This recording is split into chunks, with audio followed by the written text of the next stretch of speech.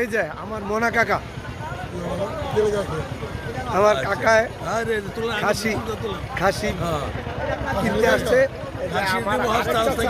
সস্তায় কিনতে আসছে। এই যে খাসি দেখেন, এই যে লাল খাসিটা দেখেন, অনেক বড় খাসি। এই যে দেখেন লাল খাসি, কালো খাসি, অনেক বড় বড়। ভাই আপনার নাম কি ভাই? আমার ভাই খাসি বিক্রি করতে আসছে।